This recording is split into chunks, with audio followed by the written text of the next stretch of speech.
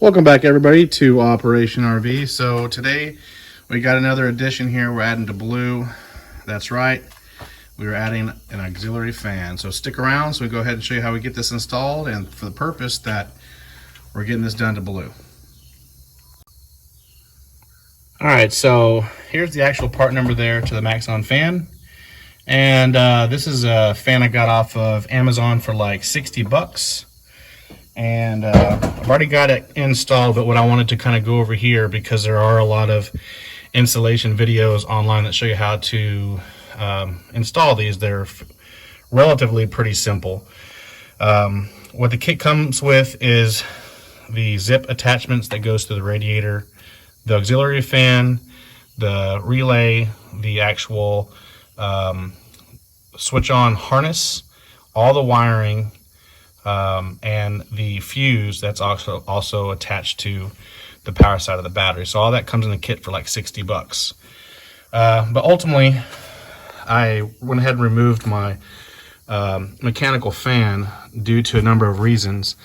There was a point in time when I went out on a truck show and it was late and I had to pull into a drive-thru and order some food. Well, the line kind of backed up, and next thing you know, I started seeing smoke come out from underneath my hood. Looked at my gauges, and yep, that's right, it was already passing over 200, almost 220, causing, the radiator to over pressurize because it wasn't getting enough air. So I opted into this after looking at some forums and some other YouTube videos. So I went ahead and removed my mechanical fan and installed this auxiliary fan. Primarily when we're driving these cars, you have air forced into the grill here that cools off the radiator, the motor, and everything else. So it operates at its standard temperature. Well, when you're in traffic or stop and go or drive-through case like I was, you don't have air pulling enough in these mechanical fans. So what I did is this kit comes with a relay and harness and a sensor. So the only thing I had to do separate was get the temperature sensor, I guess you would want to call it a housing, and you just attach it between your two radiator hoses. And I had to purchase separately a 1/4-inch MPT temperature sensor. It comes with a 3/8, but it didn't fit this. So I just opted into getting a smaller sensor. This sensor, what it does is when you have this wired up to your battery, there's the actual fuse. Then it goes down to the relay and the relay switch. And I also have it switched over to turnkey power on my regulator here. And then I also have it coming off the fan wire. It goes to the fan switch and then to the ground. And so I have to have another ground that grounds to the housing right here. And then, of course, the sensor switch. So all in all, everything comes in this entire package. So in this vehicle, when Baloo gets up to, I want to say it's 200, it goes ahead and kicks on. And it's supposed to be blowing about 3,000 CFMs. And so I actually already got to see it cool down the truck instantly.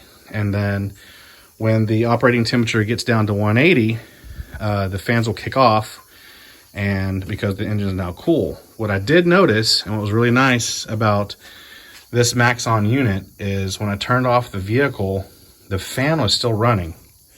That was really nice, and it kind of alerted me for a second, so I had to go in and do some research and come to find out some of these units, these fans are built to where it's almost sensed in that relay, in the sensor here, when there's still a certain high heat temp, these fans stay on. But then as soon as that sensor senses that the temperature is now at its operating temperature, which is the 180, it'll kick off. So when I came back outside, the fans are off.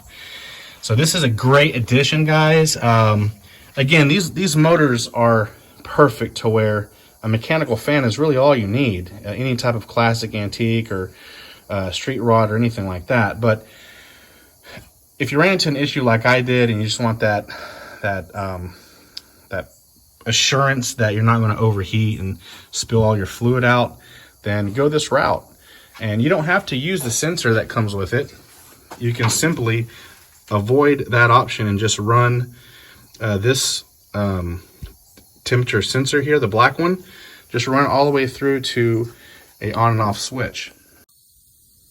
Yeah, another nice feature removing your mechanical fan is it removes or reduces the parasitic power loss, which, you know, for that crank and to be turning and, you know, your water pump pulley now doing more work to push this fan, it now relieves up all that additional power, so it goes right back to the actual motor. In turn, you'll get a few extra ponies, maybe a little more extra torque, and you'll definitely feel it and hear it like I do whenever you turn on the vehicle and, you know, rev it a few times.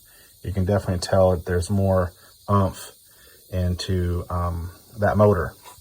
You know, parasitic loss on some of these bolt-ons is kind of crucial. So that's another thought in removing your mechanical fan and then adding a good old nice auxiliary. All right, guys. Well, I hope this helps you guys stay cool out there.